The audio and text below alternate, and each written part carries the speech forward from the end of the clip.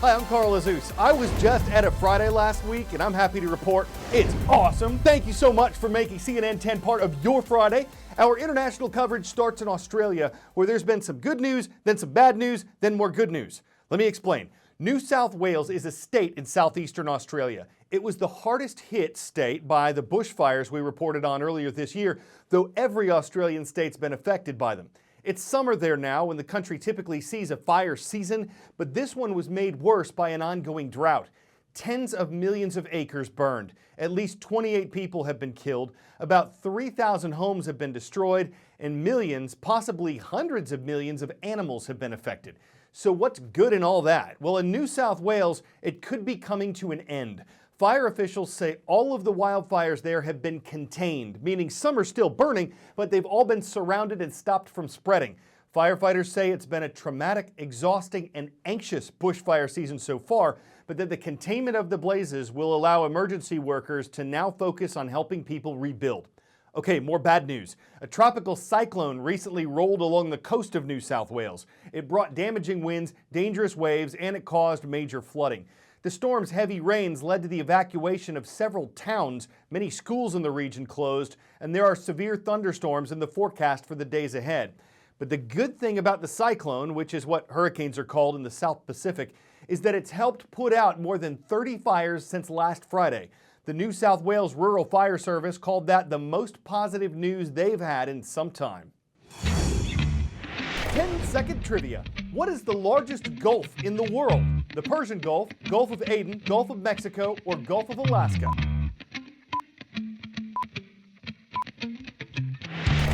Covering around 600,000 square miles, the Gulf of Mexico is the world's largest. That massive oil slick now covering some 600 square miles of the Gulf of Mexico, and it could start reaching the United States coast within hours.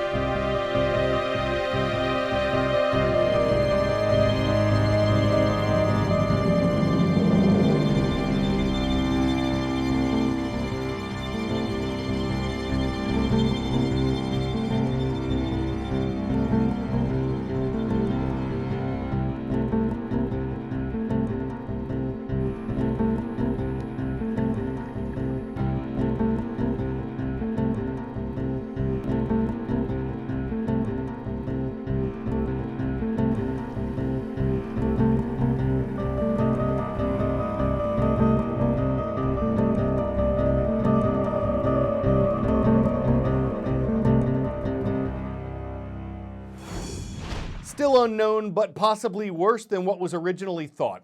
It's been almost 10 years since the Deepwater Horizon oil spill occurred, and a new study suggests that invisible and toxic oil might have made the spill 30% bigger than it was originally estimated to be. The reason, according to the study, is that satellites observing the Gulf of Mexico might not have been able to detect all of the oil that actually spilled.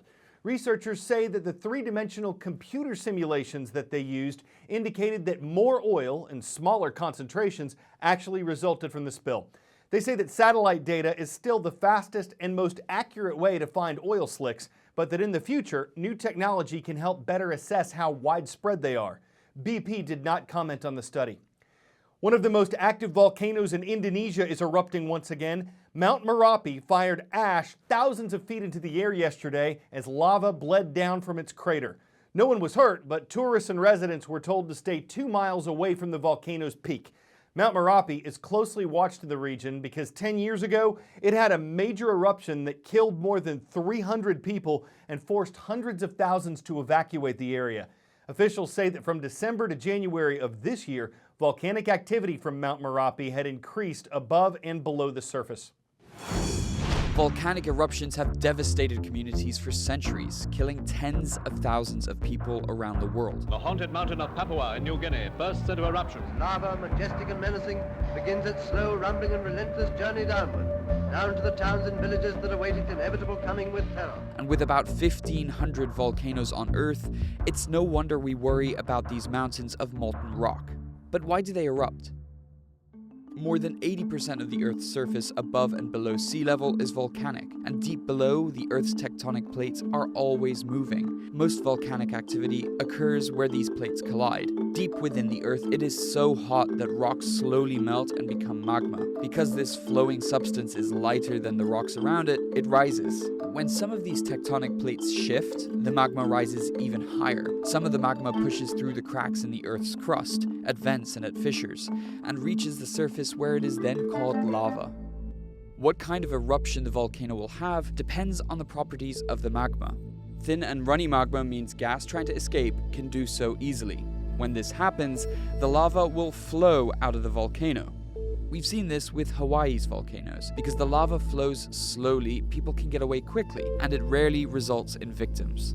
But thick and sticky magma is a different story. There's less room for gases to escape, and the pressure mounts. Gas gets trapped in the magma, which then explodes at the surface. This is called an explosive eruption, and we've seen it with Mount Etna in Sicily and Mount St. Helens in the US. Explosive volcanic eruptions can be dangerous and deadly. Lava, ash, and debris can destroy everything in their path. In some cases, these eruptions have buried entire communities, like Mount Vesuvius in Pompeii and Mount Pelée in Martinique. About 500 volcanoes have erupted since we started keeping records, many around the Ring of Fire, an area from New Zealand to the coast of South America where there are the most subduction zones and plate movements. All volcanic activity is closely monitored by scientists around the world. By tracking active volcanoes, experts can see the warning signs and alert the public before an eruption.